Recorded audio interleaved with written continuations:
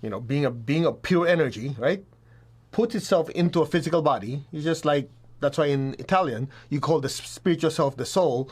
Well, in Italian it's called anima, the animating factor. And I know you've seen this before. I'm going to do this again. Hello. So the spiritual self, imagine I'm the soul. In order to learn physical lessons, I put a portion of myself into a physical body in order to function in the physical world.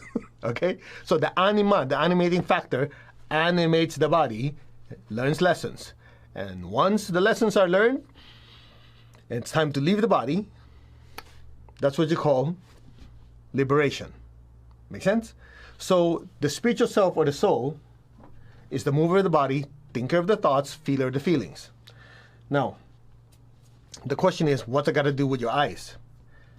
You see, when you look at someone's eyes, and you had this experience before, as you look at someone's eyes, okay, I have to look at several cameras at the same time. Look here and look there.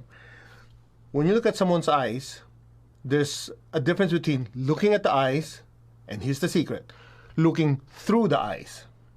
When you look through the eyes, meaning the eyes are the windows, windows of the soul, and windows to the soul. Translation, if I want to see who is that mover of the body, I have to look through the window, not at the window. Because some people could be like this, like me, right?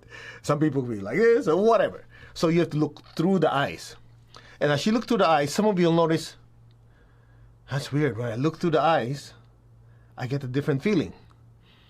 When I look through the eyes, it seems like I know this person. Or you look through the eyes, you go, I don't trust this guy. Have you had that experience before? Because when you look through the eyes, something very interesting happens. And I'm going to refer to my teacher's books because, that's why you have a teacher, somebody who has gone the path a lot further than we have, and that's why they teach us. So in the center of your head, in your pineal gland, and this is in the book, Achieving Oneness with a Higher Soul, in the center of your head is your pineal gland. Inside your pineal gland is a indigo blue particle, okay? And artist rendition would look something like this. It's a blue particle in the center of your head. Now you will notice there's a line going up. That is what you call the spiritual cord, the spiritual pipeline, okay? That's why you notice in a lot of images of saints, you have paintings of saints, there's a halo, and there's a shaft of light on top of their head. That shaft of light is actually the spiritual connection you have with your higher self, your teachers, your guides, your connection to God.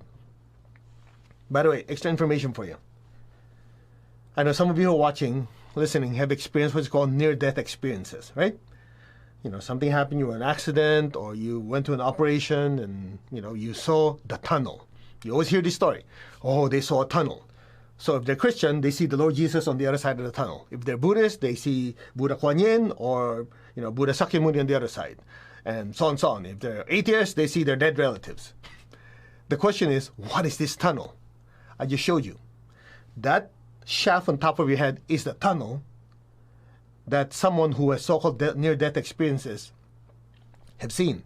That's why you notice before someone passes, if let's say you're a healthcare practitioner or you're in the presence of someone, a loved one, right before they pass, they have a tendency right before they leave the body, right before the body dies, notice I'm very careful with the words, right before the body dies, the soul doesn't die, it's the body. So right before the body dies, you notice they have a tendency to look up. Why look up? When they look up, they see the tunnel. That's the tunnel. It's just that sometimes it's not yet time for the soul to leave, so they look up, and then they go, whoosh, they get pulled back down, right? Now, it's interesting. You'll notice that if you have family members who have a tendency to, keep their eyes partially open when the body's falling asleep, right before they fall asleep, what do you see? They go like this, right? Go up.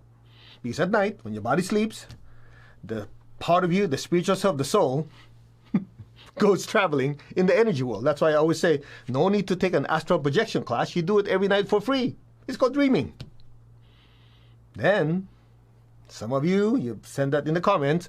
When you're meditating, you go like this. Then you start doing this. Then you start doing this. Again, without understanding energy, You go, oh man, I hope nobody sees me. I'm just a weirdo. Or I have a bad chair. Nope. What it is, your crown center, as it spins so quickly, with so much spiritual energy coming down, your body starts to want to follow part of its rotation.